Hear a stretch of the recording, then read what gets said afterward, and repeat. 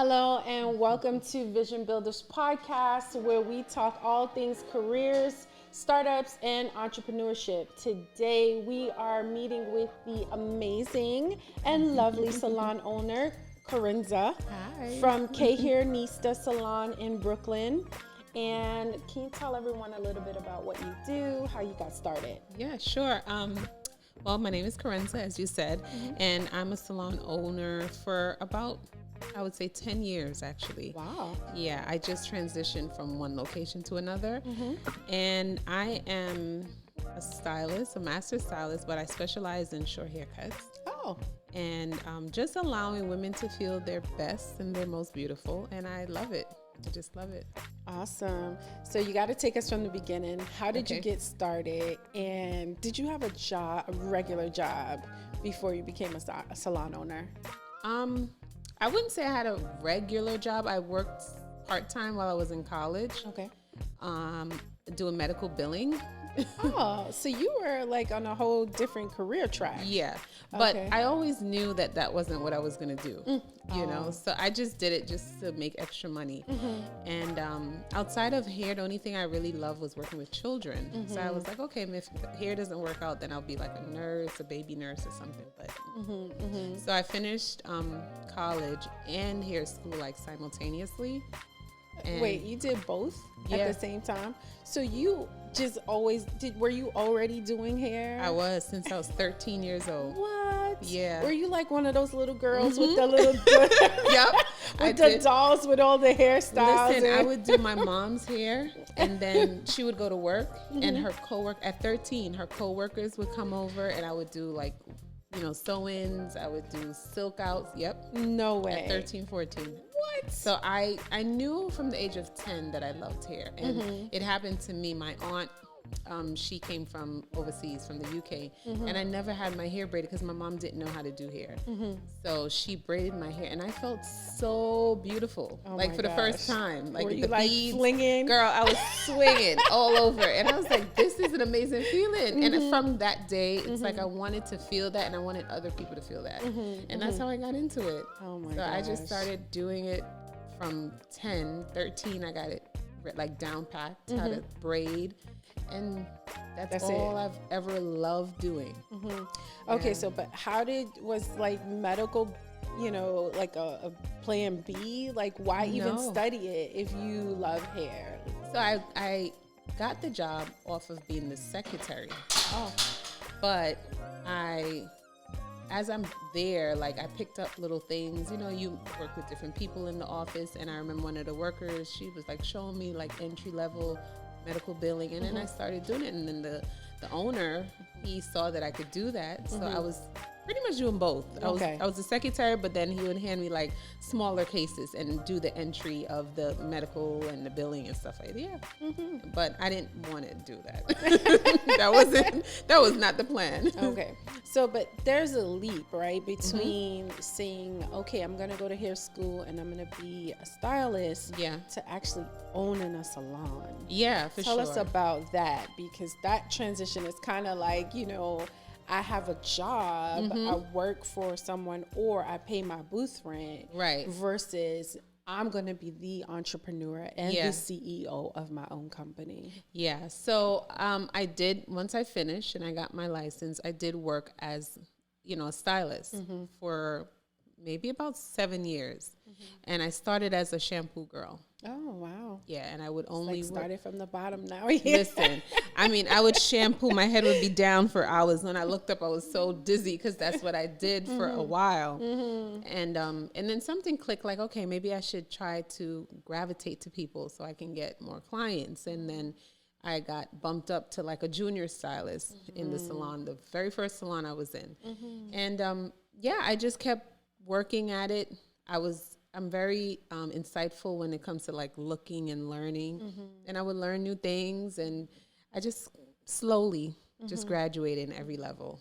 Yeah. So Actually, for the outsider, we have no idea that there are these stair steps. Yeah. In a salon, like they're like positions. Definitely, you don't just walk in and you, especially if you're coming straight out of school, just like any job. You know what I mean? You don't just walk out of the job and think you're gonna get this top level or you're gonna, go and make the most money. It doesn't happen that way. And that's the same thing that applies in the hair salon. Like I didn't walk in as a stylist. I walked in as an assistant.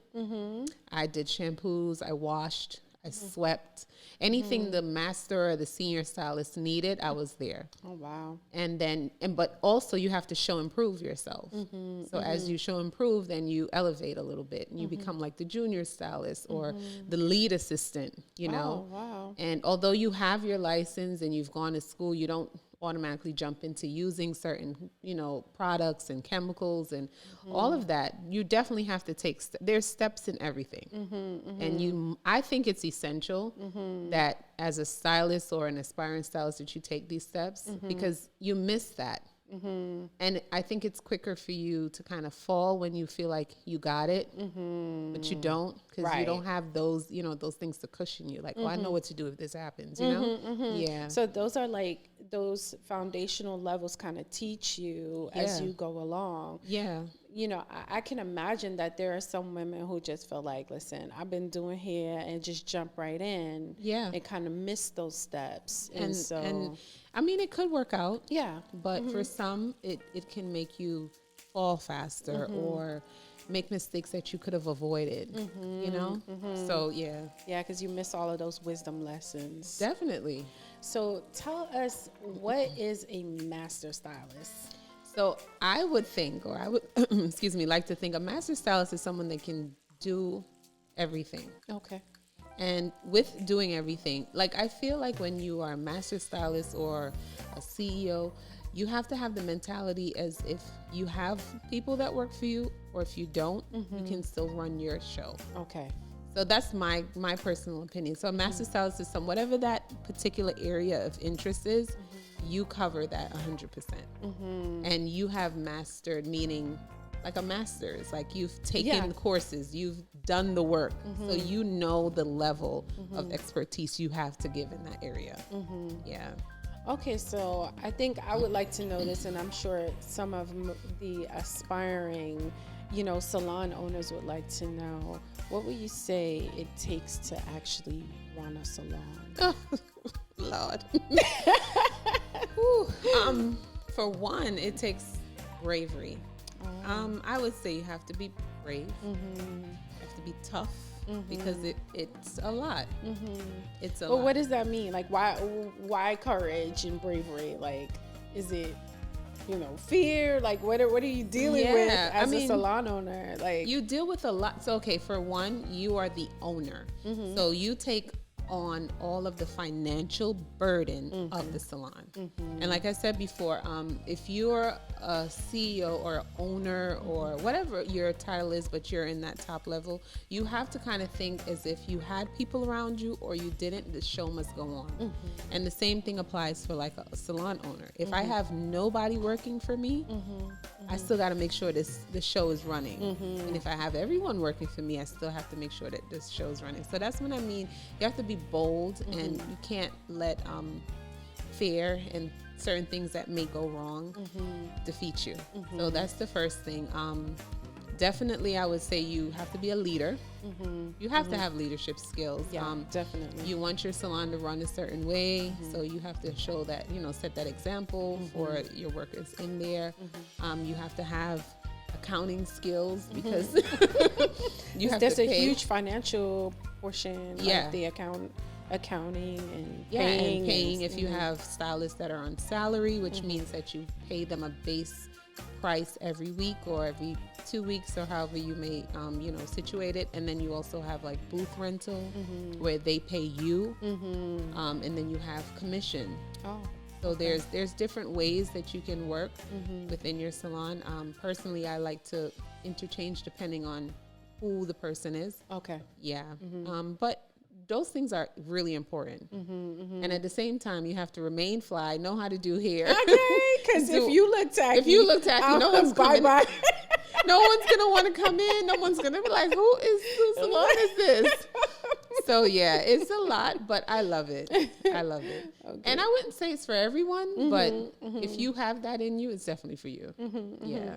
So that brings on a lot of other questions. Like, how do you choose a stylist, like, to work for you? So, well, over the years, when I had my first salon, I would just choose people. Okay. Like, they would come and say, oh, they want to work, and I would just say, okay, great. But being a believer, I've learned not everybody is the person to be around or to work with. So now when I choose people, it's more so based on if they have the energy or they carry this type of vibe that I want to carry in my space. And that's how I choose. And of course their skill, their skill level. I wouldn't tell you I wouldn't hire someone that's not all the way there because we all have to start off somewhere. Yeah. And that's what I base it off of mostly, you know. So you said based on skill, is there like an exam? Like, how do you test someone? So I do I do a, it's called a hands-on practical exam. Oh, wow. So if you that? Yeah, if you say that you want to come in and you would like to work, so I ask you to bring in a model and then I ask you to do 3 different styles on that model. That's my thing. Oh, wow. And then I look at the time that you take to do the model and the style, of course, and just your technique and see if it's something that, okay, she can carry your own. Because the thing is, you can have someone that can come in and they can do hair, but if something goes wrong, they're not looking at the stylist most of the time. They look at me. So I have to kind of have that, insight on, okay, let me see how she's working so I know how to gauge myself when it comes to like customers and things of that nature. Yeah. So, okay, so how do you keep your own skills sharp? Education. Okay, so I still take classes to this day. Like at a hair school or yeah, I take hands-on classes. I take online classes. Oh, wow. Yeah, I do courses. Oh, wow. You do courses even for stylists? Like, yeah, I teach courses, but I also, educate myself on courses. You could never stop learning. And the thing is, the hair game is so like evolving. It's so innovative. Like you're always learning new techniques. If you don't want to sink, right, you got to keep up to par, you know? Right. Yeah. And also to sharpen your skills. You ever feel like, you do something so much, sometimes you can become complacent. Right. So I never want to do that. So I'm always taking classes. All kinds of classes, hair classes, business classes, all types of classes. So I heard that you have a nickname, like I don't know if it's like the Pixie Goddess, like I don't know, but you are known for this like the specialty. Pixie. Yeah, it's a Pixie Promiser. Okay, Pixie Promiser. Yes. Okay. That is the name that I don't even know who gave me that name, but I love it. I was like, okay, I'll take it. So the Pixie Promiser, that is my name. I don't know. Okay, so of course it's nickname for the pixie haircut, right? And so people just flock for that hairstyle. It's crazy. And when I started, that was my least favorite thing to do. Really? Why? Because I didn't know how to do it. That makes sense. I didn't know how to cut. Honey, if you saw my first cut, you would never come back. What? It was terrible. Terrible. I knew how to do everything else. I knew how to do, sew-ins and braids and every locks, but I didn't know how to cut. And I said to myself, I was like, I got to learn how to cut. So you don't learn that in school, though? You do, but it's very basic. Okay. They more so teach you how to pass the state board. Okay. That's it. Okay. Yeah, everything else you got to learn. You got to figure it out. Okay. Really? Yeah. So I didn't know. And I was like, I cannot call myself a stylist and don't know how to cut. And so I started, slowly. I would pay attention to the other girls in the salon. And there was one girl I could never forget her. She was amazing, like at cutting and styling. And I would just zoom in on her. I was like, I'm gonna do that. The next customer come in here. You want to cut? And they're like, no, I ain't coming here for that. I didn't come in for that, but let me try, And then eventually I started getting better. Started taking classes. I got better and then all of a sudden I started doing more short hair than any other style. Isn't that crazy? And I fell in love with it. Really? Yeah. Well, you are definitely good at it, because thank now you you. have a nickname. I have a name. I have a name and a whole brand behind this cut. Yeah. It's amazing. So I have 2 more questions. Well, I Yeah. probably have a lot of questions. So for someone who's kind of working a full-time job, doing hair in the kitchen, but loves it. Yeah. But too scared. Like, I don't know what to do. Can I replace my paycheck? Yeah. Like, how does she go from her kitchen, at least just stepping out to on faith to kind of get a chair, or how does she even begin to think about, how do I replace my paycheck? What does it take to make that step? Yeah. Because you obviously have gone from being a stylist to saying, okay, I'm gonna rent this space or own this space and it's mine. Like, that's a big step. Yeah, it is. I would say, for one, don't necessarily feel like you have to like push away what you're doing right away.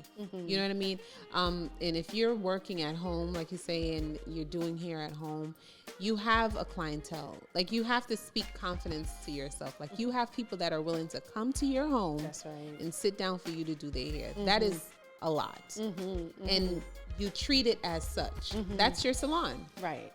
Right. Oh my gosh, that is your salon. That. You don't. Wow. And being a stylist it doesn't mean that you necessarily have to have a space. I have my braider. Whenever I decide to braid my hair, she does it from her home, and she has a full-fledged salon in her home. But she has an abundance of clients. Wow. You see what I mean? And so the traditional thinking is not there anymore. It's not the same. Not saying that you can't do that, but you don't put yourself in a box. Carry that same grace that you have for yourself. Like, I can do hair. That's your salon.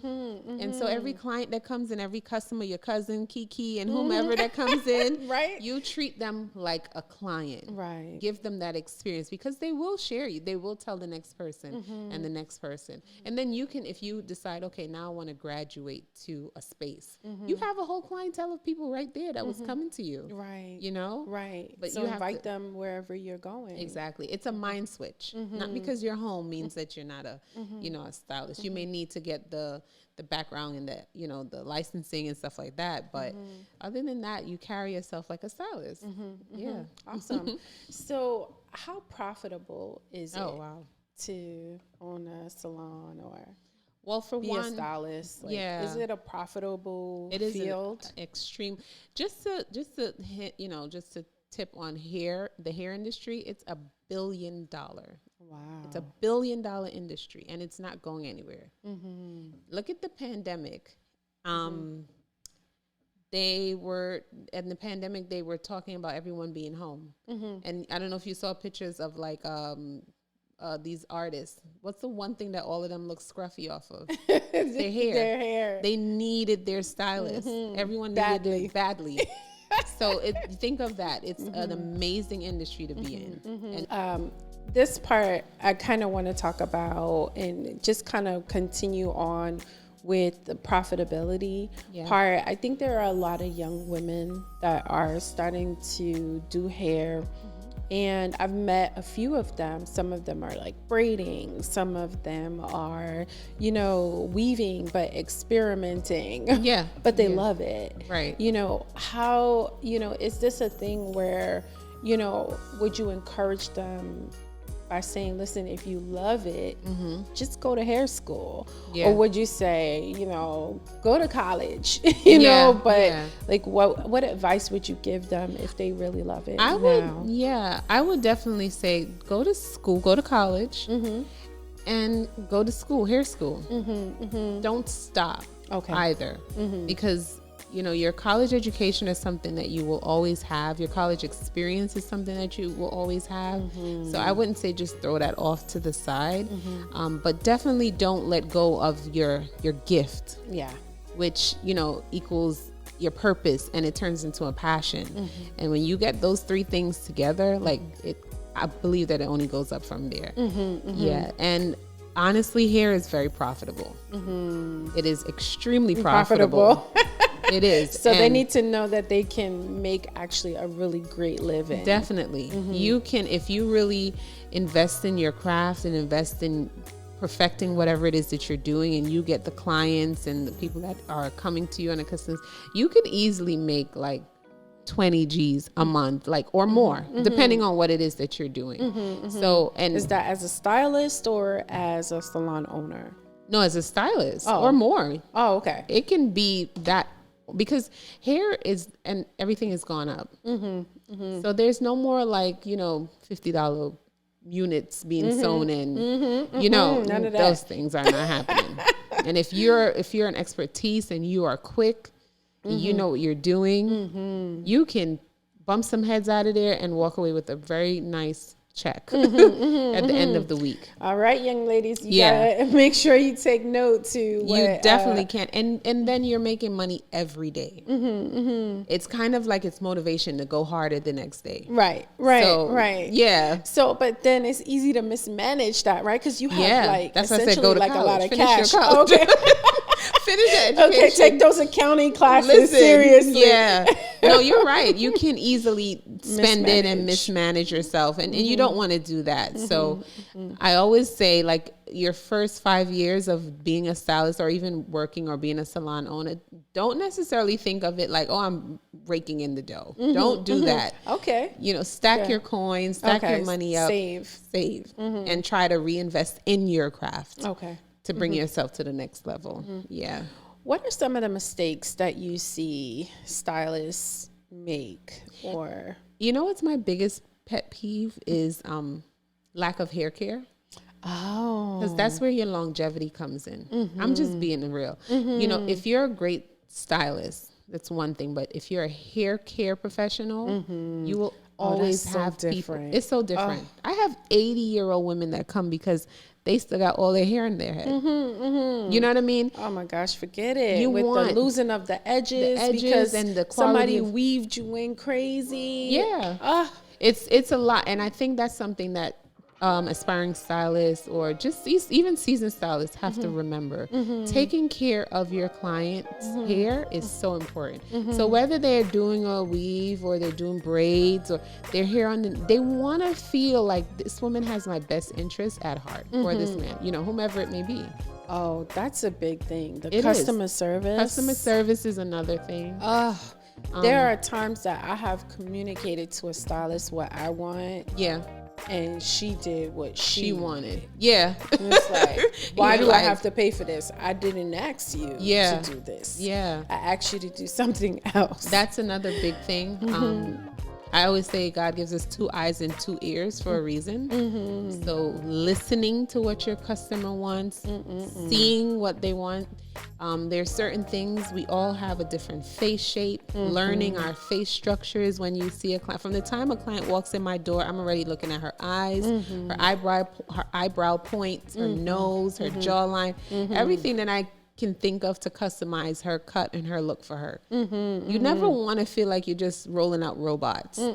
That's another thing to sustain aspiring stylists. If you can make everyone feel special and different, you will be around for a long time. So, but on the flip side, I'm sure it must take a lot of patience because customers can be... It can be a lot. A lot to deal with. A lot. Yeah.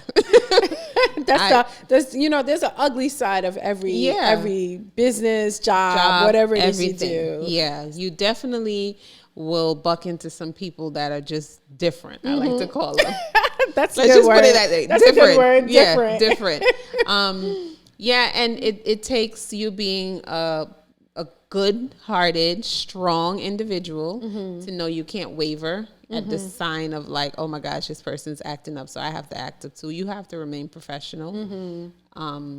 I've had people come in and they try to infiltrate that kind of like energy on me, and I switch it. And it's either 2 things will happen. You'll find that they'll either switch and calm down, or they'll never come back. And that's okay. Okay, yeah. Because You don't need that energy. Yeah, we don't need that. We don't need the negativity in the salon. Okay. Yeah. So you do buck into some. I've had some stories before. I'm sure. And I'm like, okay.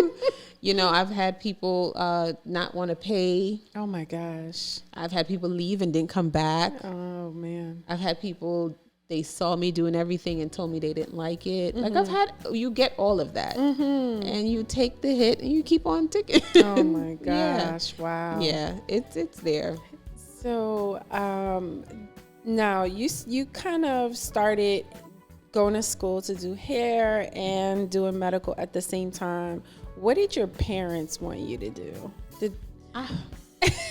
I knew it wasn't hair. I come from a West Indian background, and I know it was not hair. When I told them I wanted to be a hairstylist, they were wasn't doctor, what? Lawyer, nurse, teacher. Nurse is big. They're like, what? You want to do hair? I'm like, yeah. So where from in the Caribbean? I'm from Guyana, actually. Guyana, okay. Yeah.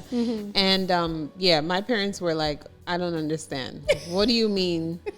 My mom has always been in the medical field. Okay. And she was a mental health therapist, so she worked in the hospitals and stuff. So she's like, you want to do what? And she didn't think that I would do well. When they act, they don't conditioned to college. Exactly. They just believe this is the way. That's it. My father was like, she don't know what she's doing. She's a mess. It was that. And I was like, well, I know that I'm going to do this. This is what I love. And anything you love and you have passion for, it's going to succeed.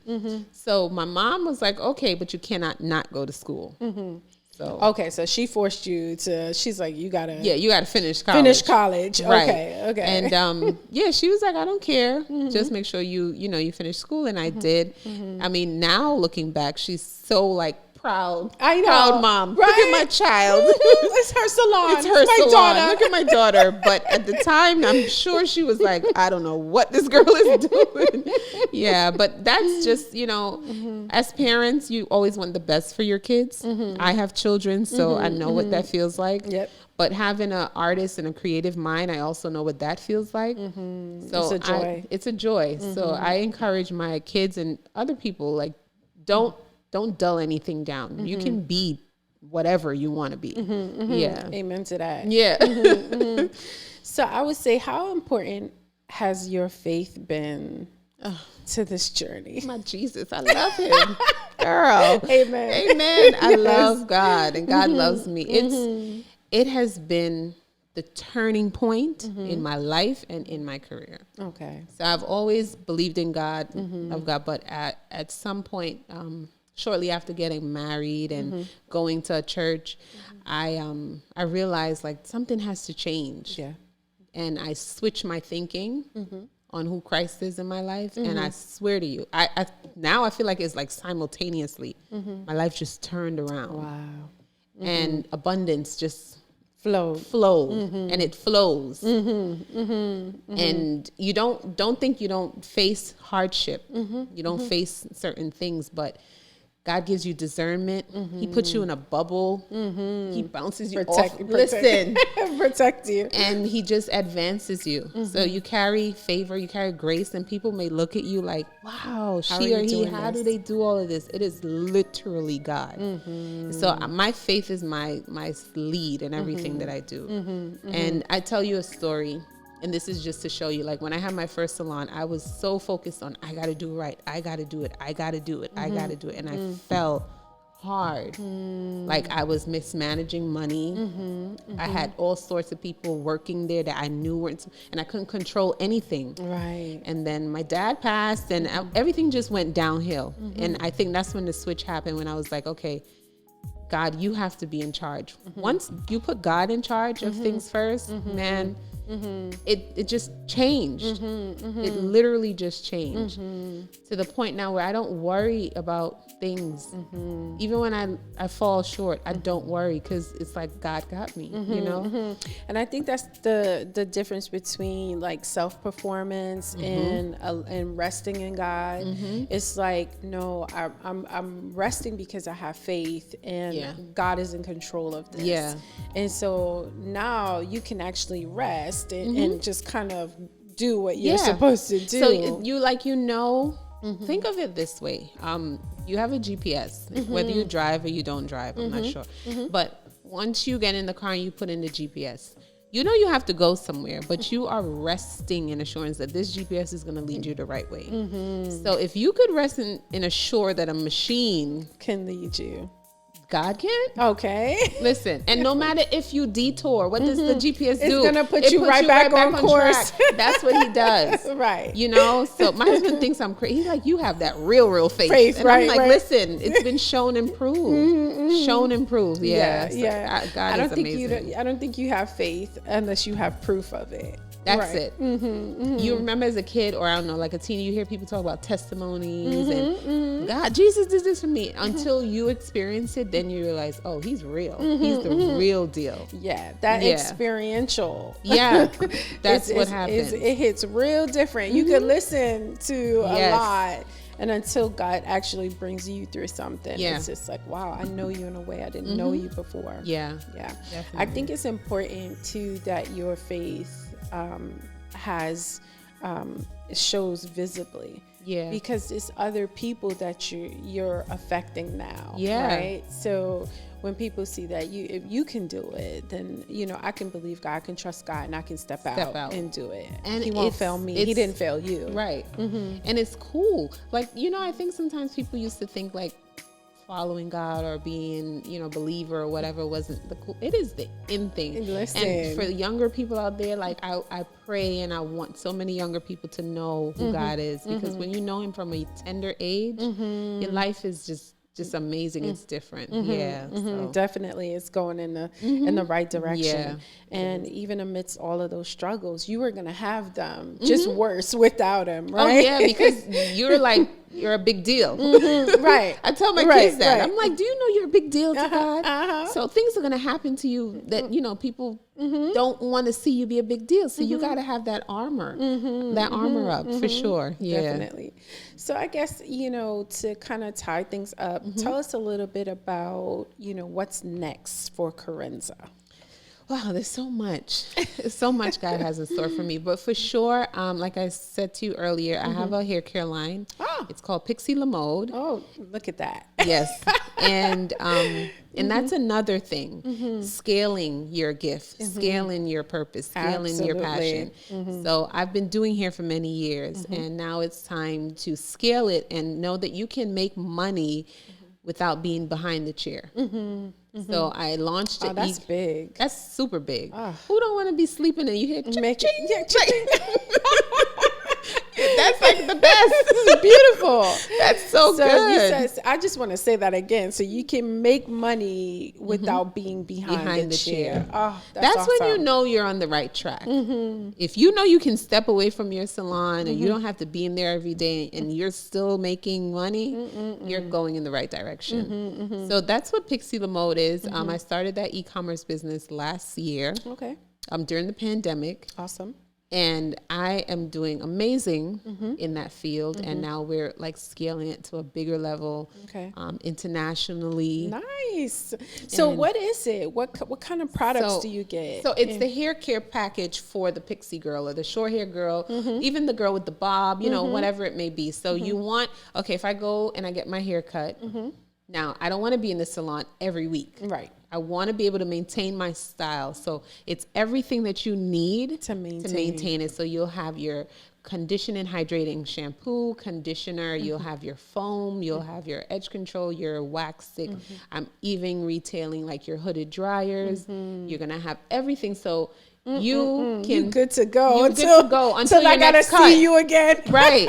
Till your next cut. I love it. Yeah. And that came from being independent. People were calling me, I don't know what to do with my hair. What do I put in my hair? And I'm like, they need this. There's a market for this. So Pixie LaMode is on the rise. I mean, as soon as you could get to a store, like everything was off of the hair care section shelves. But you can imagine, like, people were buying stuff. Listen, you're not supposed to VO5. I'm like, miss, or you can't put that in your hair. They're putting like natural products in there. And everything else. All kinds of stuff. Listen. So it's definitely, they need direction. Right. That's what they need. Right. I need to know what to do. I'm not trying to say don't buy VO5 no, because VO5 I buy is awesome. it. Actually, I use it for my sons. But I mean, for some, you got certain kind of hair. Yeah, you should know what products to use for your hair. Exactly. And for us, African Americans, us brown girls, we need hydrating. Naturals. We need things without the sulfate, the fast fade, like no minerals, those things. And that's what Pixie LaMode provides. Oh man, I love it. You guys got to check it out. Again, it's amazing. Follow her at K Hairnista, and Hairnista. Also Pixie LaMode. This is on Instagram, and you can also you can see all my hair care products at pixielamode.com. And that's where I'm at. So thank you again for coming. Thank you for speaking to our guests. Yes. And you guys, stay connected to Vision Builders. You can follow us at Vision Builders CS LLC on IG, and you can always check out our website at visionbuilderscs.com. Awesome. Thank you. Yay.